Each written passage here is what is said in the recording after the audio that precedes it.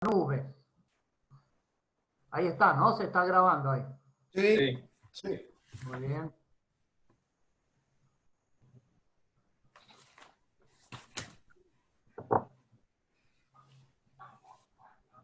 Gracias por hacerme acordar porque si no, yo me olvido.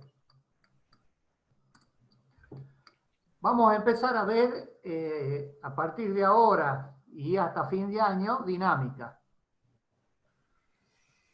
Hemos dejado de lado la cinemática y vamos a ver la dinámica. Con distintos grados de aplicación y con distinta temática se llama dinámica, ¿no? Por lo tanto, tenemos que empezar repasando conceptualmente los principios en los cuales se basa la dinámica,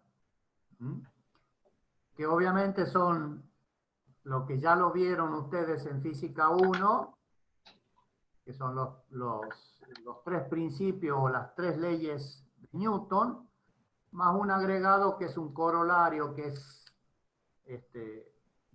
que habla sobre la superposición, independencia de las causas y superposición de los efectos. Empecemos con el primero, con el conocido como principio de inercia. Yo le he puesto ahí, la tienen ustedes a la definición, que creo que ya un poco de memoria la saben, ¿no es cierto? Es decir, que un cuerpo está quieto o se mueve a menos que actúen fuerza sobre él. Y esto de fuerza, fíjese que están en plural. Voy a poner énfasis en las partes en donde como docentes vemos que le falta el concepto. Se habla de fuerzas y al hablar de fuerzas hablamos de un sistema. Y si hay un sistema actuando, obviamente nos estamos refiriendo a una resultante distinta de cero. Por lo tanto, eso es lo que tiene que quedar claro cuando hablamos del primer principio. Porque si la resultante es cero, el cuerpo permanece en el estado que se encuentra. Entonces, siempre tengan presente en eso, ¿no? Porque la vamos a emplear a esta ley, el principio de inercia, el otro de masa, muchísimo. Entonces, eso es fundamental. Profe, Sí. ay, disculpe que lo interrumpa, pero ¿qué posibilidades hay de que usted nos envíe el material antes? Así uno lo imprime y puede ir, digamos, haciendo acotaciones en la misma hoja. Porque después cuando uno lo quiere unir, se nos hace ahí el lío. Es como para ir tomando apuntes, ya que no tenemos esa posibilidad de otra cosa. Bueno, lo que voy a hacer ahora en esta clase es subirlo al aula directamente, Mariela. No hay problema. Gracias, profe. Sigamos entonces. Es importante saber qué es lo que dice o a dónde hay que prestarle atención al primer principio de Newton. Fíjense que Newton habla de dos estados. O estamos en reposo o nos movemos con un movimiento rectilíneo y uniforme. Por lo tanto, los sistemas deben ser congruentes con el principio. Cualquier sistema que nosotros apliquemos tiene que ser idéntico, sistema de referencia, se entiende, ¿no es cierto? Tiene que ser idéntico o que responda a este principio. Por lo tanto, nuestro sistema no puede ser acelerado. No puede ser acelerado. ¿Por qué? Porque entraría en contradicción con el primer principio de Newton. A estos sistemas que están en reposo, llámese fijo, o moviéndose con un movimiento rectilíneo y uniforme, se les denomina sistemas inerciales. ¿Por qué? Porque provienen del primer principio de Newton, que es el principio de la inercia. O sea, acá hay un concepto que es importante. La aplicación de los principios de Newton puede ser efectivas únicamente en sistemas inerciales, o sea, no acelerados. Bien. El segundo es el principio de la masa. Y me gustaría que a esta altura de los conocimientos que ustedes tienen cursando la mitad ya de la carrera, se habla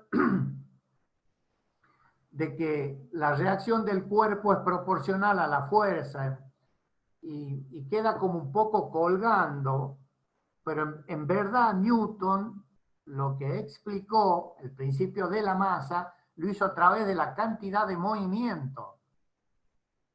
Él dijo que la derivada, o sea, la variación temporal de la cantidad de movimiento era proporcional a la fuerza y tenía su misma dirección y sentido. Es decir, que para que hubiera una fuerza actuando, debía haber una variación de la cantidad de movimiento. ¿Cómo se define la cantidad de movimiento? Es la masa por la velocidad. Entonces, si esta derivada temporal posee una variación, es porque hay una fuerza actuando. Ahí está. A mí me gustaría que la analicen a esta fórmula y la vean de esta manera porque es la expresión correcta del segundo principio o principio de la masa. Profe, lo Sí. podemos decir también como la derivada del momento lineal, ¿no? Claro, es exactamente lo mismo. Bien. Uno le llaman cantidad de movimiento, o momento lineal para distinguirlo del momento cinético o momento de segundo orden. Este es momento lineal, exactamente. Fíjense, si le llamamos P a la cantidad de movimiento, el segundo principio me dice que la variación temporal tiene que ser igual a la fuerza y que tiene la misma dirección. Entonces, el concepto de sólido rígido nos habla de la indeformabilidad que tiene el cuerpo, pero lleva implícito a lo largo de toda la materia, de que la masa permanece constante. Para nosotros la masa es una constante. No hay variaciones de masa, o sea, no hay variaciones en definitiva de la cantidad de materia que posee el cuerpo. ¿Por qué? Porque viene o se contrapone con lo que expresó después la teoría de la relatividad, en donde sí puede haber variación de masas cuando los cuerpos se desplazan a la velocidad de la luz. Y de ahí se origina la física de la partícula, bueno, con Einstein obviamente, en donde puede haber fusión o fisión, ¿no? Es decir, que un cuerpo puede empezar con una masa determinada y se la puede dividir y terminar con una masa menor o mayor, según sea la fusión o la fisión. En ese aspecto nosotros con la física de la partícula no la estudiamos porque obviamente nos alejaría de lo que es nuestra materia. Entonces, como la masa permanece constante, la podemos sacar, y la van a ver siempre así en la aplicación del segundo principio, fuera. No es una variable, es una constante. Y obviamente, si diferenciamos la expresión esta que está a la izquierda, nos queda que es m por la derivada de b con respecto a t, y obviamente ahí tenemos la masa por la aceleración. Entonces, esto es lo que yo les quería decir. Fíjense que nosotros solemos enunciarlo al segundo principio, como principio de la masa, diciendo que F es igual a m por a. Y obviamos lo que está dentro. A mí me gustaría que a partir de ahora hablemos como la derivada, la variación de la derivada temporal de la cantidad de movimiento o momento lineal, como les guste a ustedes, en función del tiempo. Y siempre, si hablan así, como es un vector la cantidad de movimiento, como no es un vector o el momento lineal, es un vector, tiene que dar dirección y sentido. Entonces, F y la variación temporal de P tienen la misma dirección y tienen el mismo sentido. Ojo, no tienen el mismo módulo, porque el módulo de F va a ser proporcional ¿a quién? A M. ¿Está bien? Pero sí tienen la dirección y sentido. Y al ser un vector podrá tener signos positivos o negativos. Por lo tanto, nuestro sistema podrá ser, hablando en términos más vulgares, acelerados o desacelerados, según sea el signo de A. Y bueno, en todos lados está enunciado de la misma manera, que es el de acción y reacción. Si nosotros estamos ejerciendo una fuerza sobre una partícula, esa partícula nos opone una fuerza igual y de sentido contrario, ¿no es cierto? El principio de acción y reacción. Este es el principio que nos permite encontrar a nosotros ecuaciones en donde podemos determinar tanto acciones como reacciones. A partir de estos tres principios se desprende un corolario, y otros, en algunos libros o autores, suele aparecer como el cuarto principio, que es conocido con el nombre del principio de la independencia de las acciones y de las fuerzas, o también independencia de acciones y superposición de los efectos. ¿Qué es lo que nos dice esto? Llámese principio o llámese cuarta ley, como ustedes quieran. Que si un cuerpo está sometido a la acción de dos o más fuerzas, nos dice que va a emplear el mismo tiempo en recorrer la diagonal del paralelogramo o bajo la acción primero de una de las fuerzas y después de la otra fuerza. Entonces, el diagrama ahí, la suma vectorial, fíjense, de F1 y F2 nos da la diagonal. Entonces, estas dos fuerzas, la acción sobre el cuerpo la podemos estudiar a través de F1 más F2, hablando en criollo, o bien estudio la acción que tiene F1 y le sumo luego la acción que tiene F2. Esto va a ser muy útil en capítulos posteriores porque vamos a poder aplicarlo de alguna manera a este principio y simplificar el análisis para su estudio. Entonces, este es el principio que se conoce como de independencia de acción y de las fuerzas. Básicamente lo leo para que quede bien en claro. Dice: todo cuerpo bajo la acción conjunta de dos fuerzas describe la diagonal del paralelogramo en el mismo tiempo, fíjense, en el mismo tiempo que emplearía en describir los lados del mismo bajo la acción, es obvio, de cada una de las fuerzas que están actuando.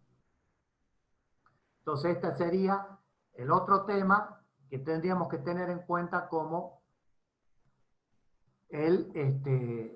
los principios básicos de la dinámica. Los tres principios, reitero, y el de independencia de las causas y superposición de los efectos, como cuarto principio o cuarta ley, como a ustedes les guste llamar.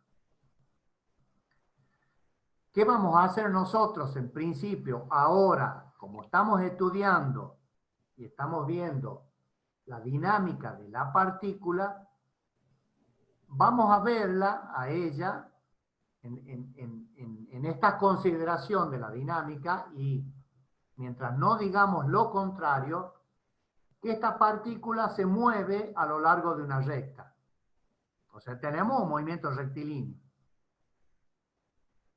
Al ser el movimiento rectilíneo, todas las disquisiciones o fórmulas que obtengamos, omitimos el carácter vectorial porque el movimiento es unidimensional. Al decir unidimensional y rectilíneo, nos estamos refiriendo a una línea recta. Por lo tanto, el tratamiento vectorial no tiene sentido. De allí que las fórmulas pueden que no aparezcan con el símbolo vectorial, pero es por esta consideración o esta simplificación que estamos poniendo nosotros. Pero ojo, que si hablamos de un movimiento curvilíneo, aunque sea en el plano, un movimiento plano como lo que vimos en cinemática en el capítulo anterior, hay que darle un tratamiento vectorial. ¿Por qué? Porque las magnitudes vectoriales, velocidades, aceleraciones, fuerzas, van a tener componentes en cada uno de los ejes. Entonces, por más plano que sea el movimiento, si es curvilíneo, y más, por mayor razón, si es en 3 dimensiones, hay que darle carácter vectorial. Ahí tienen puesto ustedes entonces el principio de la masa. Y acá vamos a hacer algunas salvedades. Entonces, habíamos dicho que la variación del momento lineal o de la cantidad de movimiento con respecto al tiempo se la podía expresar como figura allí, como la derivada de la masa por la velocidad. A la velocidad, ¿qué hacemos? La ponemos como la derivada del espacio con respecto al tiempo. ¿Está bien? Por lo que, al tener la derivada, a m la sacamos afuera porque es una constante, nos queda la derivada segunda del espacio con respecto al tiempo 2 veces. Entonces ustedes tienen ahí bien clarito cómo la fuerza es igual a la masa por la aceleración. Entonces la derivada temporal es la fuerza y m por la derivada segunda es la aceleración. Entonces la fuerza es igual a la masa por la aceleración. Ahí yo he cometido un error, corríjanlo. Después de m derivada segunda de x respecto a t 2 veces, en vez de igual es un implica, se me borró la flechita. Porque no es igual a f que sea igual a m por a. ¿Está claro? Implica de que f, que es dp sobre dt, es igual a m por a.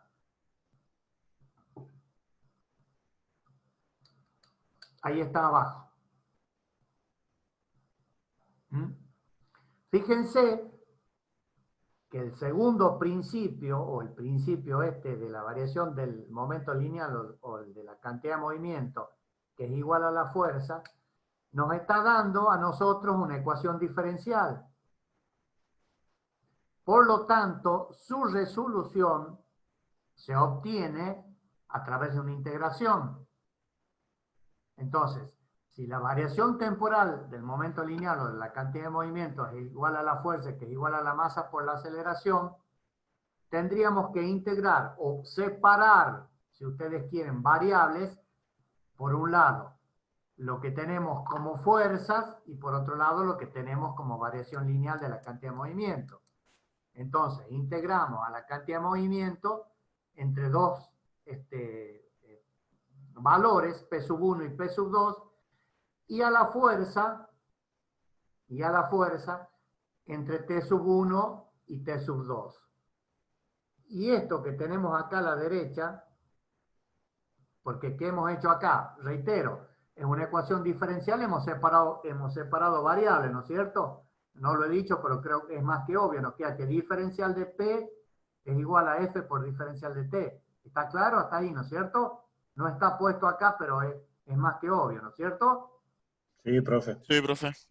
Entonces, como tenemos dos variables, una es P y otra es T, los límites de integración de P son P sub 1 y P sub 2, y de T son T sub 1 y T sub 2. Lo que está puesto a la derecha, en donde dice P sub 2 menos P sub 1 igual a la integral de F por diferencial de T, es lo que se conoce como teorema del impulso. Teorema del impulso. Nos dice que mientras tengamos un impulso, es decir, una fuerza actuando en un intervalo de tiempo, necesariamente vamos a producir una variación de la cantidad de movimiento. Dicho de otra manera, mientras actúa una fuerza durante un tiempo, va a haber una variación de la velocidad del otro lado. ¿Está claro hasta ahí? Sí, profe. Bien. Entonces, la integral, como dijimos recién, entre los límites t sub 1 y t sub 2, es igual a f por diferencial de t, que se le denomina el impulso de la fuerza F.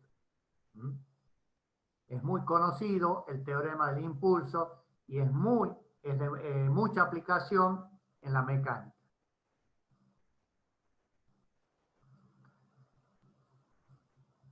La ecuación, fíjense, acá estamos poniendo, como dijimos, módulos, porque estamos suponiendo un movimiento unidimensional, por lo tanto el carácter vectorial lo dejamos fuera de lado.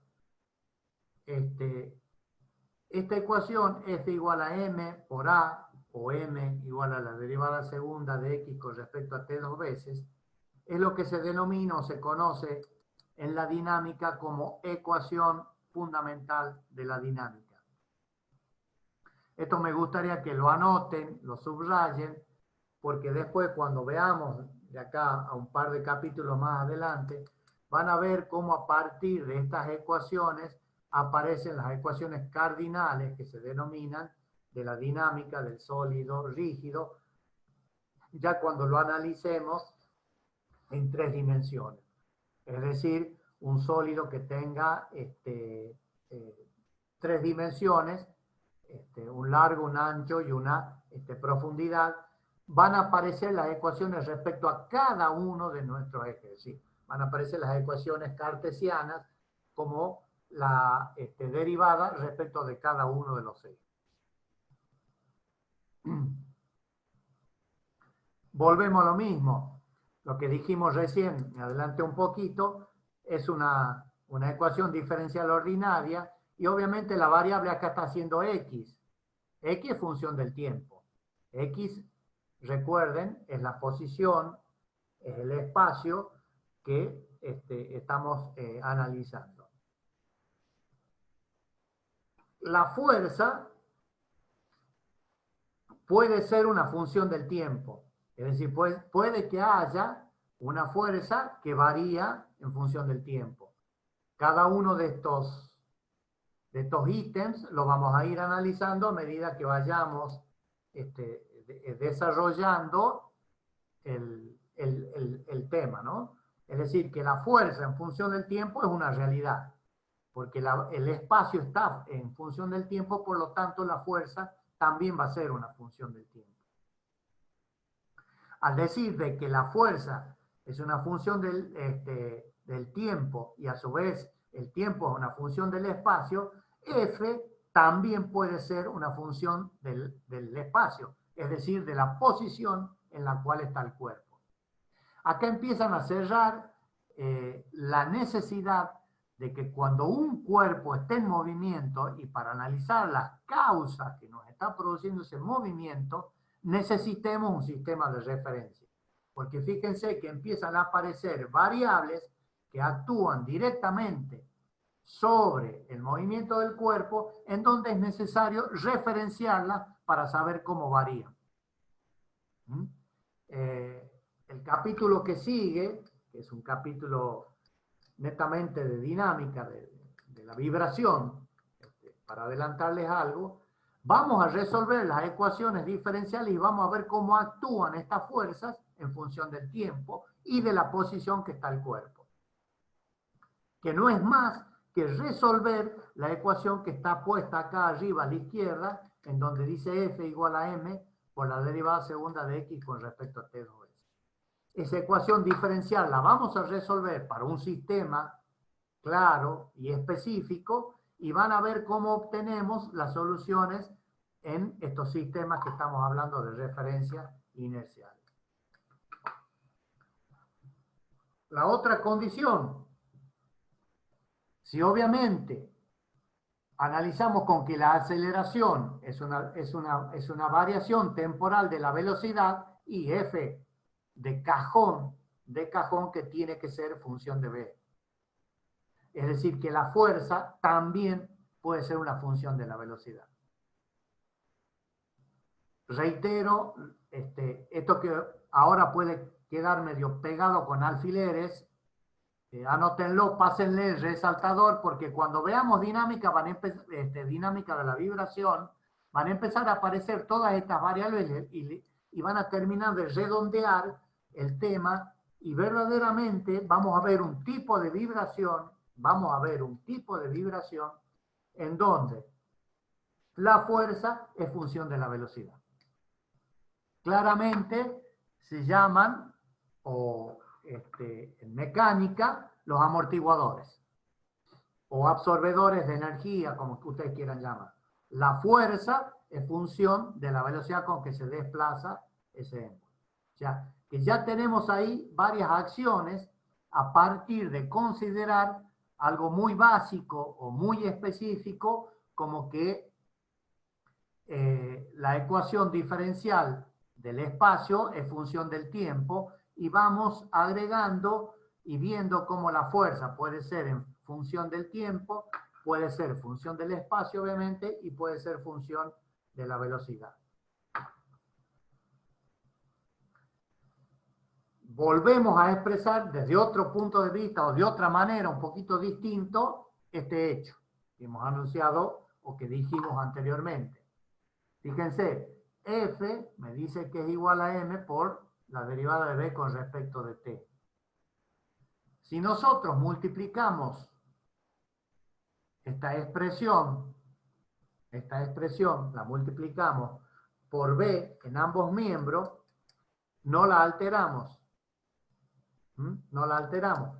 Entonces podemos decirte que F por B es igual a la masa por la velocidad por el diferencial de B con respecto de T.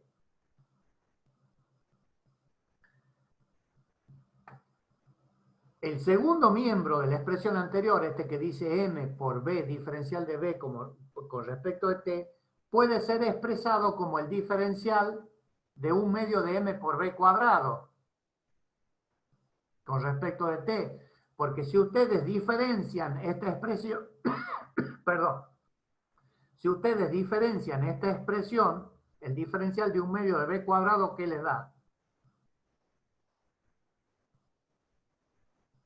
Energía cinética, ¿no? Sí, pero ¿qué pasa si diferencian esa expresión?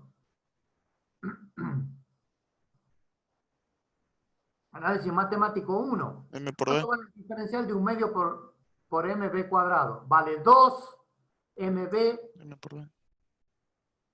por 1/2 del diferencial de b cuadrado, de b con respecto de t. Porque Es lo mismo que la expresión anterior. ¿Me siguen hasta ahí? Entonces, sí, profe. la diferencial de 1/2 de mb cuadrado es lo que se conoce como energía cinética o teorema de la energía, y se lo designa con la letra T. A la izquierda tienen F por B. F por B, ¿qué les está dando? F por B es una potencia. ¿O no? Entonces, Sí. ustedes tienen energía de un lado y tienen que tener obviamente variación de energía del otro lado. Por lo tanto,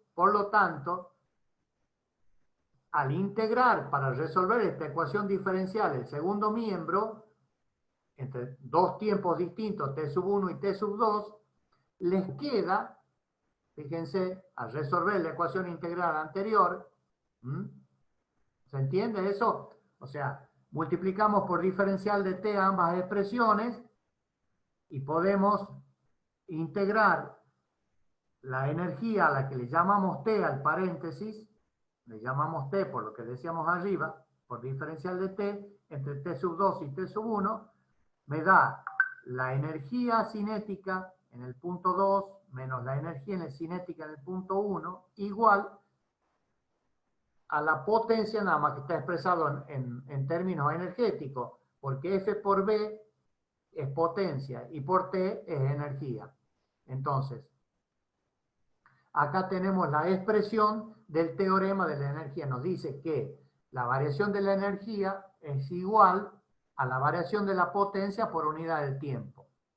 ¿Por qué? Porque estamos resolviendo la ecuación diferencial de la dinámica desde otro punto de vista, expresada como F por B igual al diferencial con respecto a T de 1/2 por B cuadrado.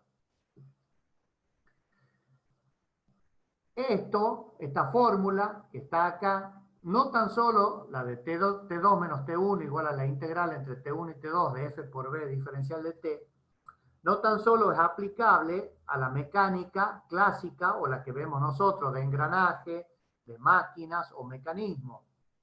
Esto Edelar lo aplica y lo aplica muy bien cuando nos hace andar la ruedita al medidor. Bueno, ya no tiene ruedita. Ahora tienen números. Son todos digitales. Pero el término de la izquierda, el T2 No lo menos... podemos trucar, profe. ¿Cómo? No lo podemos trucar. No se puede. Ahí está el ingeniero Caballero, no digan nada. Pero, hablando en serio, el término de la izquierda es lo que nosotros le abonamos a Edelar, T2 menos T1, es energía. ¿Y de qué depende? De la potencia por el tiempo que nosotros consumamos. Este F por B, en electricidad, la llamamos, es el vatio. Es la potencia, F por B es en vatio. ¿Está bien? La potencia por el tiempo nos da energía. Entonces, depende de cómo resolvamos esta ecuación, el miembro derecho de esta ecuación va a ser el valor del miembro izquierdo, o sea, lo que vamos a abonar. Les va cerrando el tema, fíjense cómo podemos saltar de un lado para otro, porque los principios son exactamente lo mismo, ¿no? Estamos hablando tal vez de dos posiciones distintas de un cuerpo que se está trasladando, y podemos terminar concretando que eléctricamente también es viable la aplicación de esta fórmula. El F por B sería el vatio o la potencia instalada en nuestra casa, y el tiempo entre T1 y T2 sería, no sé, entre el 1 del mes y el 30 del mes. ¿Les queda claro eso? Entonces, ahí tenemos cómo la energía está puesta en juego a partir del principio de masa o segundo principio de Newton. ¿Me siguen? Bien. Y bueno, esto es lo mismo. El trabajo que realiza es energía, en definitiva, ¿no es cierto? Potencia por tiempo es energía.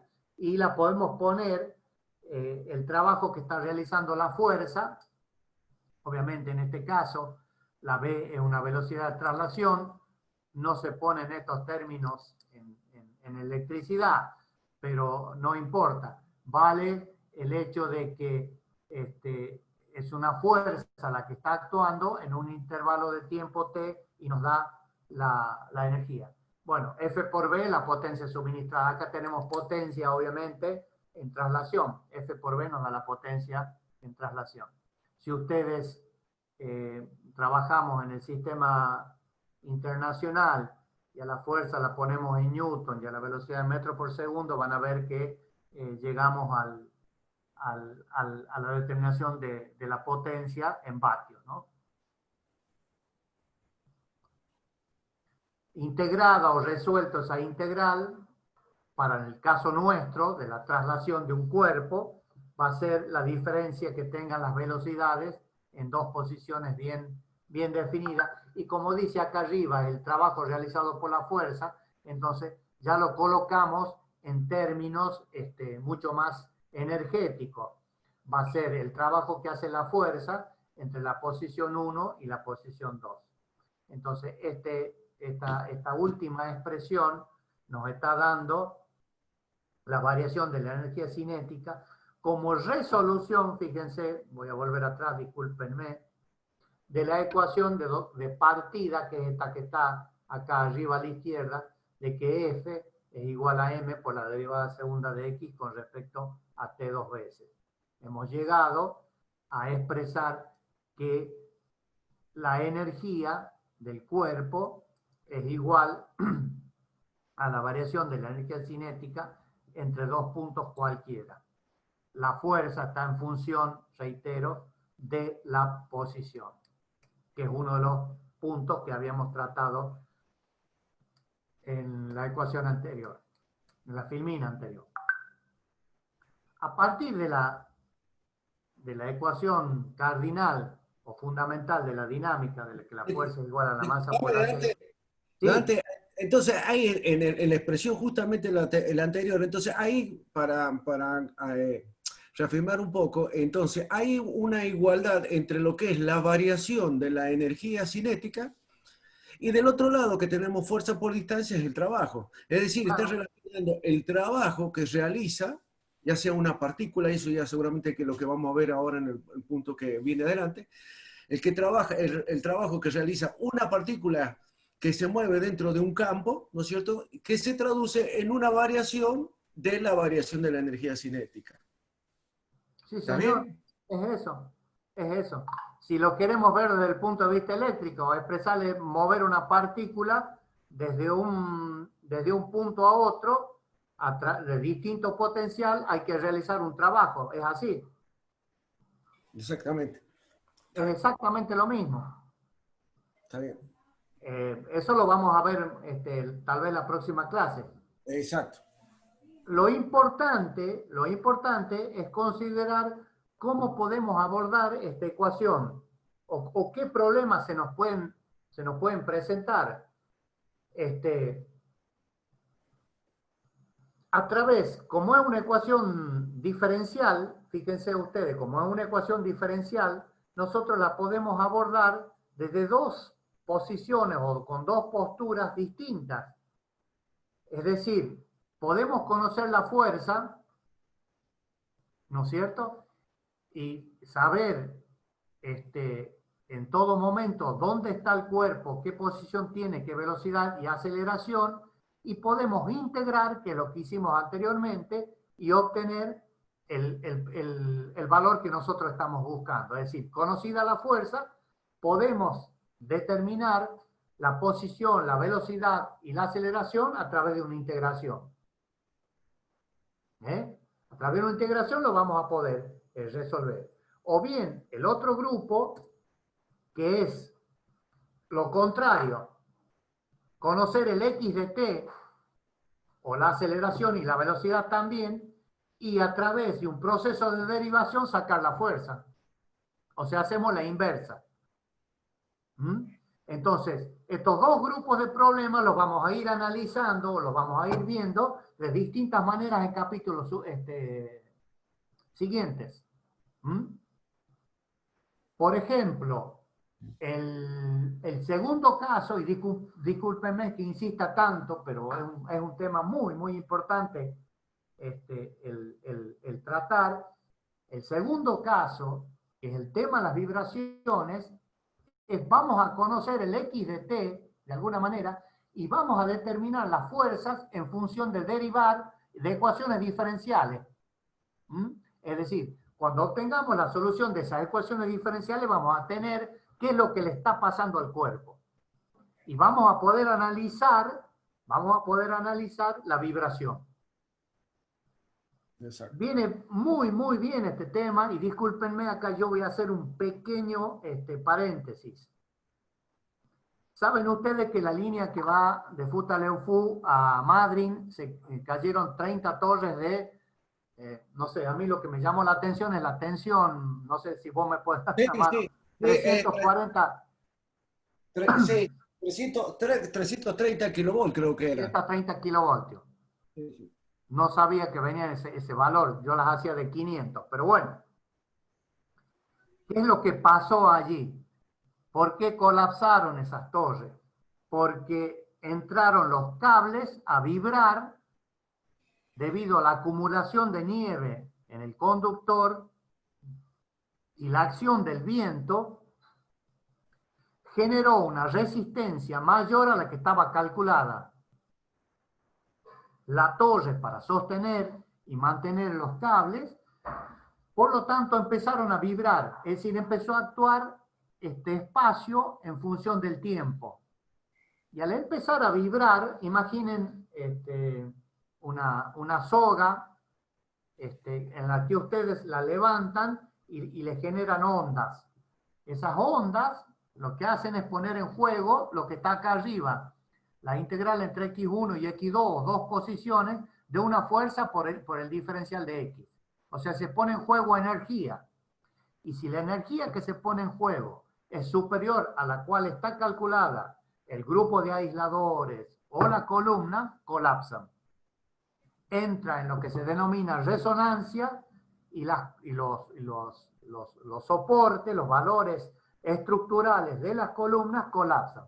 ¿Qué fue lo que pasó en la línea esta que dice el ingeniero de 330 kilovolts que va de Futaleufú a Puerto Madryn o a Aloar? Fue un fenómeno de resonancia pura y exclusivamente. Cuando veamos resonancia, ahí les voy a pedir que vayan y busquen un poquito algunas cosas y encuentren explicaciones a lo que veamos. Pero el método para resolverlo es conocer las posiciones en función del tiempo del cuerpo y aceleraciones y velocidades, y con un proceso de derivación determinar las fuerzas actuales. ¿Está claro hasta ahí? Sí, profe. Sí, profe. Salido un Sí, poquito profe. de tema, pero si no, googleen y pongan ahí en los diarios, pongan en Infobae o en Clarín, no sé, torres de alta tensión de Futaleufú, caída de torre, una cosa así, y lo van a poder leer al artículo y ver un poquito qué es lo que pasó. Se los aconsejo que lo lean. El efecto se llama de galopamiento o galloping en inglés, y es el origen por la cual colapsaron. Al día de hoy, esa línea está inactiva porque necesita entre 30 y 40 días para reparar las 30 torres que se cayeron. Yo Pero el agregado que haría es que eso en cada zona del planeta está dividido por zonas para hacer los cálculos.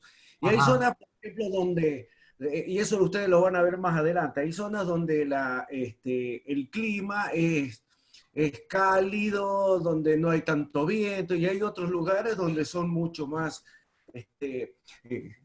el clima es tan feroz como en este caso. Si bien se habían hecho los cálculos, porque eso se tiene en cuenta, el hielo que se deposita en el cable se tiene en cuenta porque es un peso adicional y ese se le llama manguito de hielo. Se hace el cálculo todo para eso, en esa zona, para temperaturas que son extremas. Pero ¿qué pasa? Que en este caso se dio algo muy particular, porque se calcula para el caso de que haya viento, para una velocidad de viento que ya está determinado en la zona, y para una cantidad de nieve, o sea que un diámetro que aumentaría la sección del cable, del conductor. En este caso se dio algo fundamental o excepcional, como recién le comentaba el ingeniero, que se dio mucha nieve y mucho viento. Entonces eso como que les rompió todos los esquemas, inclusive para los cálculos que se habían realizado. Sumado a eso, que el viento, al tener ese movimiento así, que tiene que ver con lo que les explica Dante, el tema de la resonancia,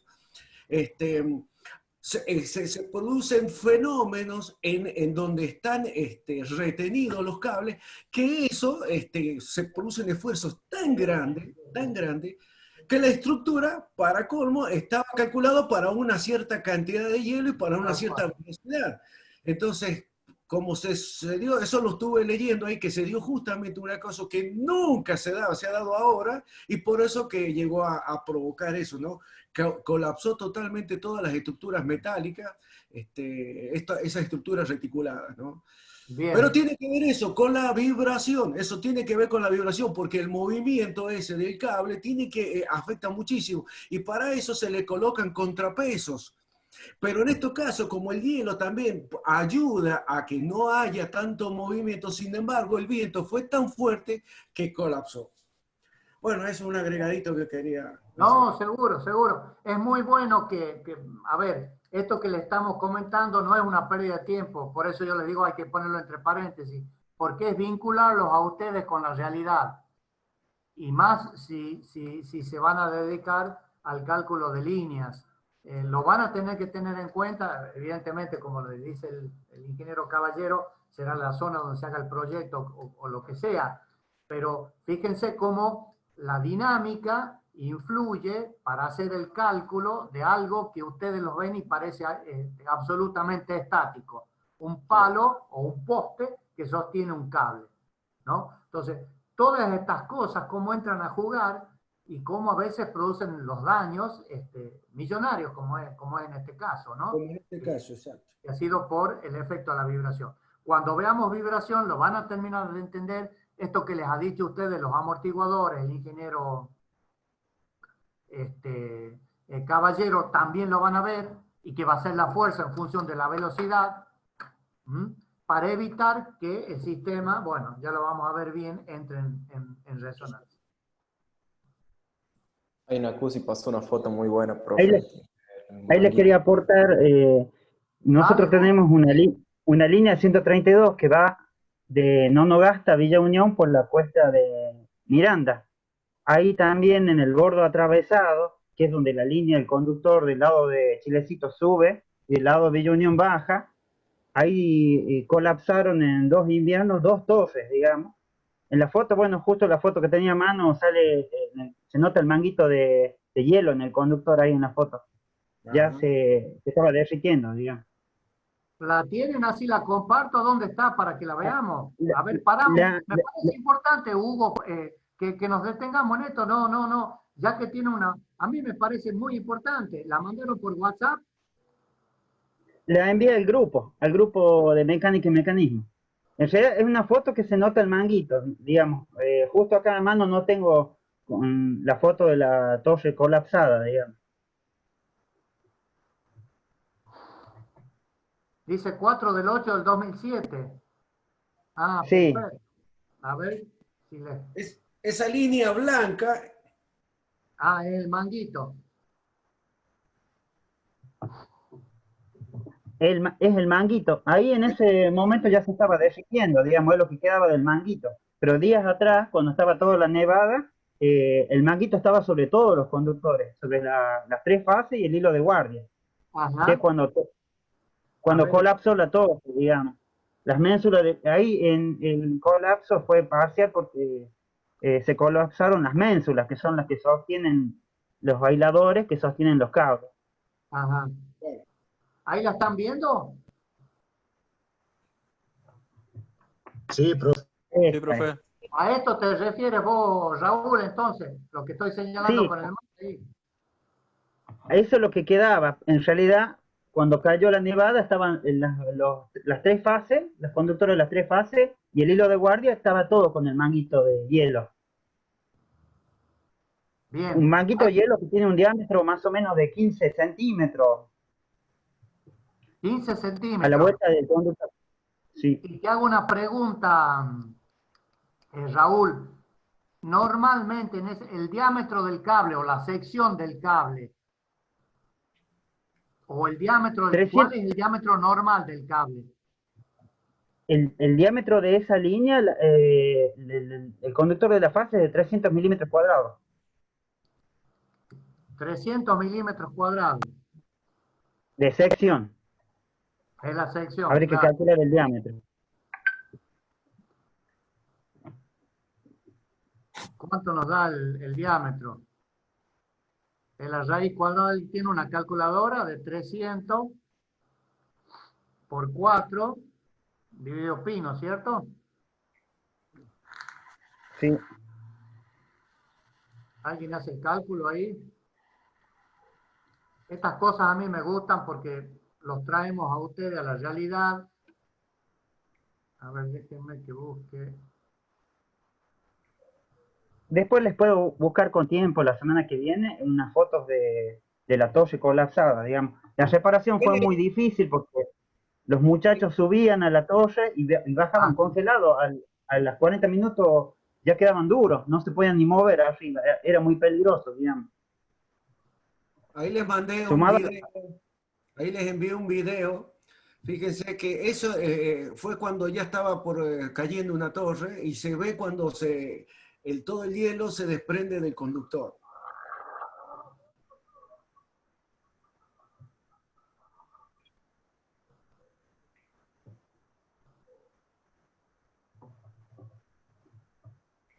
Lo que está diciendo Raúl, y lo que veíamos nosotros recién ahí, este hecho, al cambiarle la configuración al cable, la forma al cable, la resistencia es mucho mayor.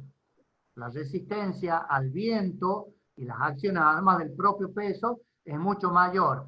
Y entonces las columnas están calculadas con un cierto coeficiente de seguridad que se ve sobrepasado. Y en el acto colapsa. ¿Está bien? Pero es una acción combinada del viento que produce más resistencia porque aumentó la sección del conductor y del peso, obviamente. Pero es bastante interesante ese que lo tengan en cuenta porque es algo muy mecánico el cálculo de las líneas de alta tensión. Y se las ve en estos casos clarito cómo influye. Así que bueno, te agradezco mucho, Raúl, y tu aporte, Hugo. No es mi especialidad, pero ustedes que están trabajando en eso, más lo dominan un poco más al tema, ¿no? Está bien. bien. Bien, continuando con el tema, podemos empezar a concluir algunas cosas, cómo la fuerza puede ser función de función de uno o más variables. Por ejemplo, la fuerza de rozamiento es función de la velocidad. El rozamiento estático y el dinámico básicamente varían en función de la fuerza. La fuerza entre uno y otro varía porque el cuerpo está quieto o se está moviendo. Esto otro que yo les decía... Dante, se está viendo el WhatsApp, no se está viendo la... Uy, disculpen.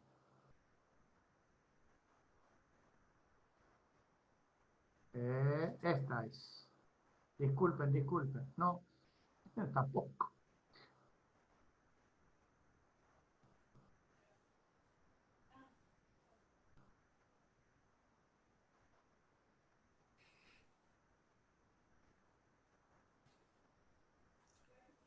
Ahí está. Ahora sí. Vamos. Claro, me quedó enganchada con él.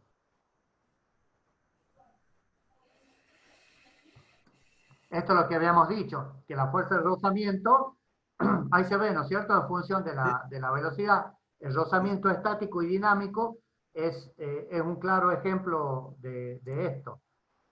Bien.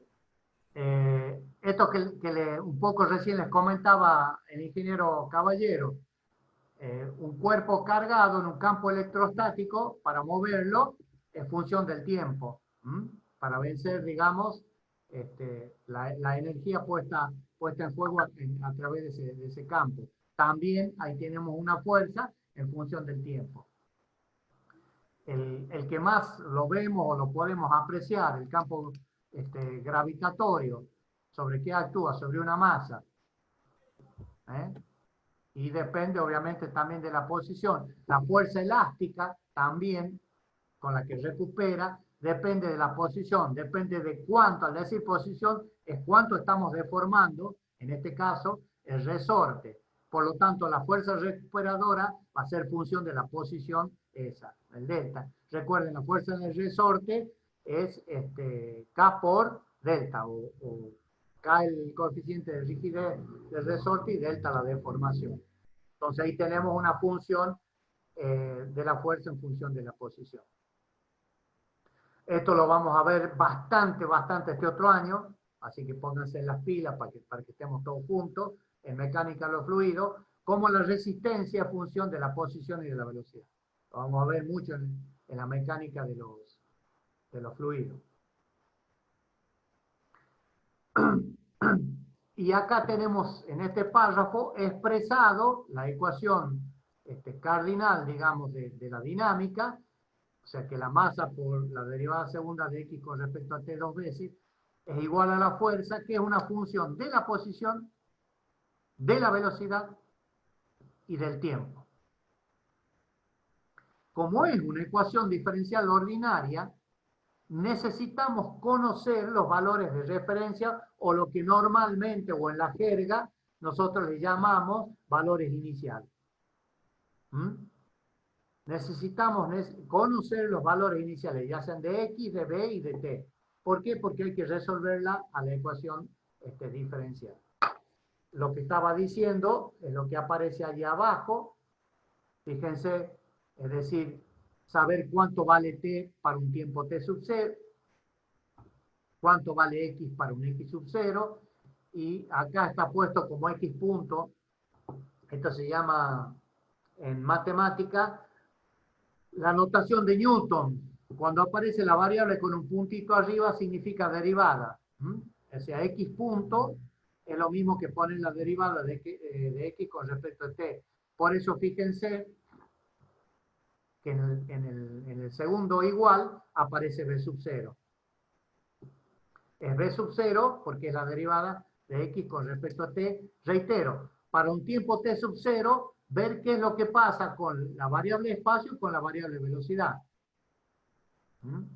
También podemos hacer, a ver, esto ya es matemática, pero creo que cabe maduro. ¿Qué es lo que pasa para b igual a b sub 0? ¿Qué es lo que pasa con x y con t? Y para, no sé, x igual a x sub 0, ¿qué es lo que pasa con b y con t?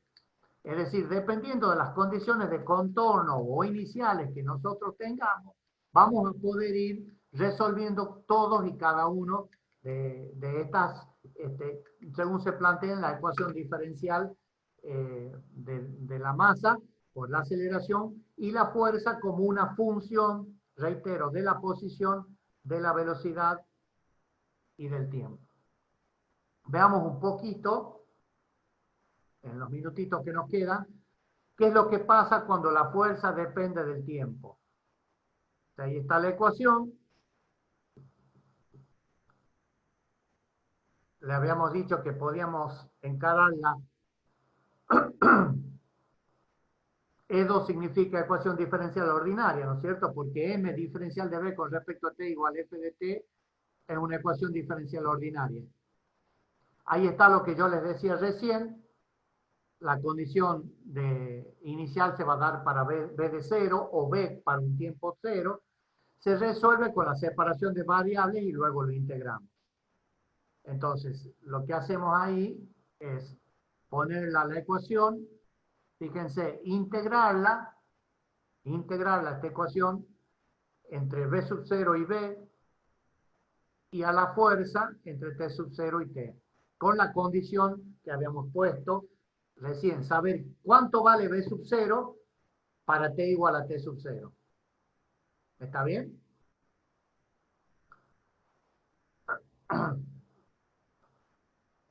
Entonces, si resolvemos lo que está a la izquierda, nos queda que es m por b menos m por b sub 0. Bueno, esto es muy, muy elemental. Pero bueno, nos queda ahí la velocidad en función del tiempo. Como la velocidad inicial más 1 sobre m por la integral de la función f de t por diferencial de t.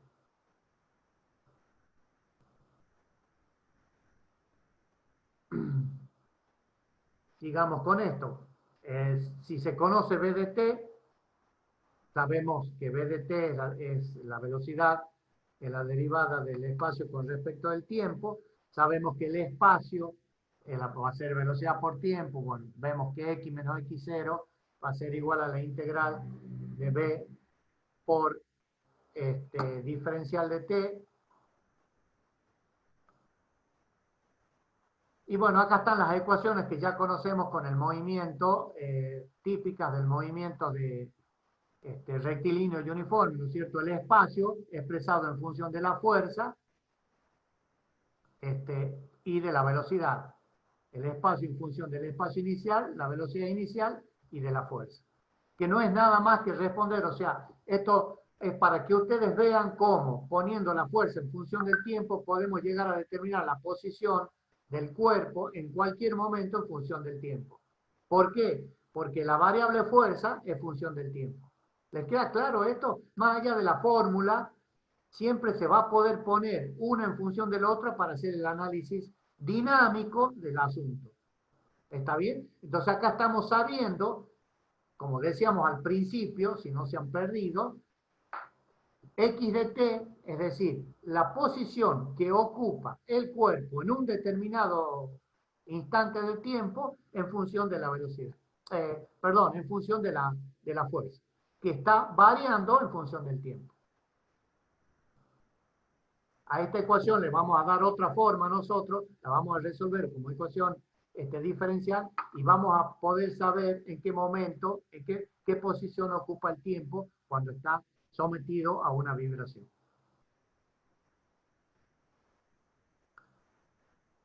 Si la fuerza depende de la velocidad,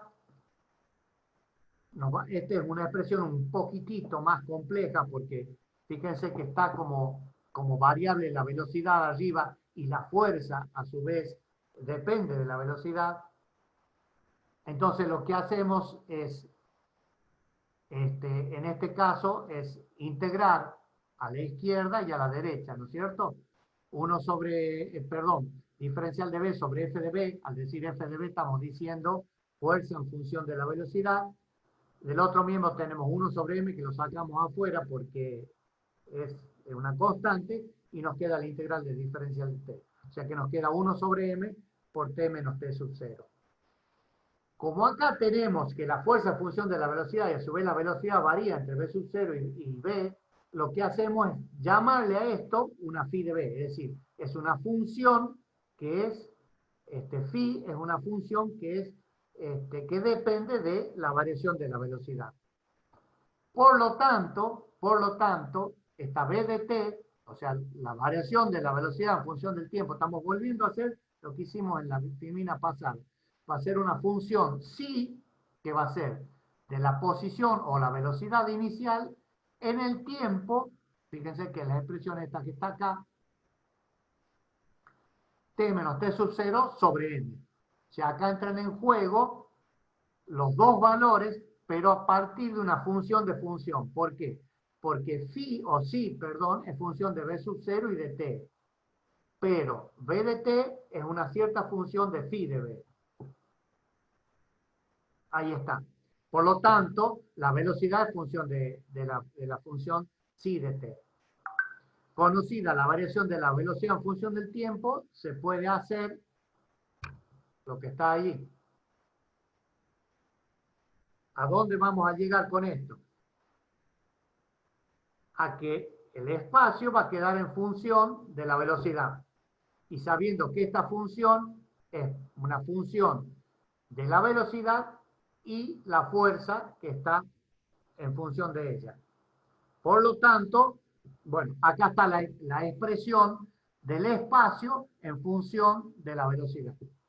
O sea, la posición que está ocupando el cuerpo en función de la velocidad, que a su vez la fuerza en función de la velocidad.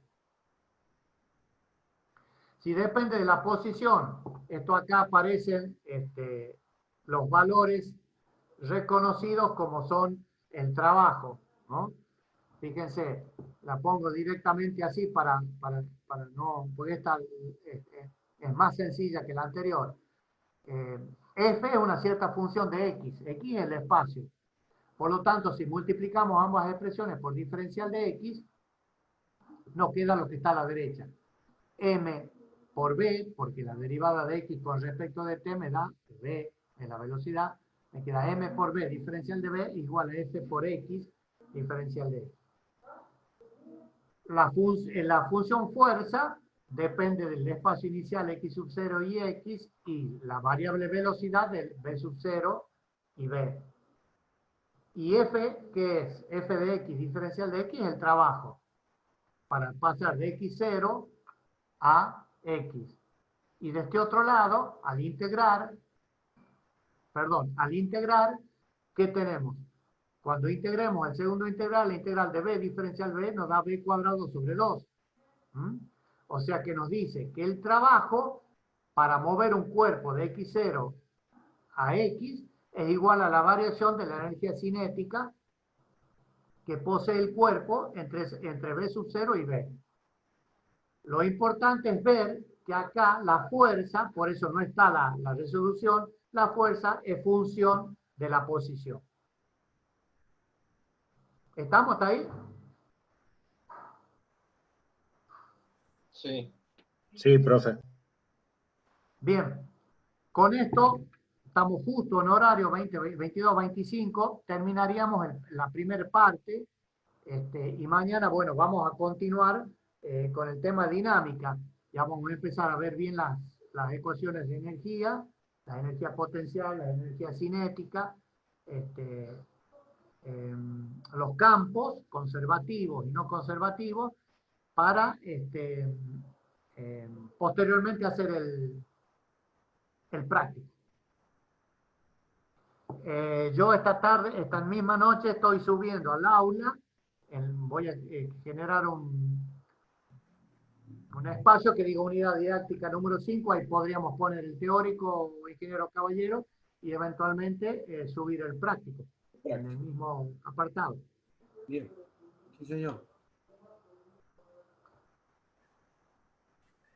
Muy bien, alumnos, a ver, hay que dejar de grabar porque esto ya no...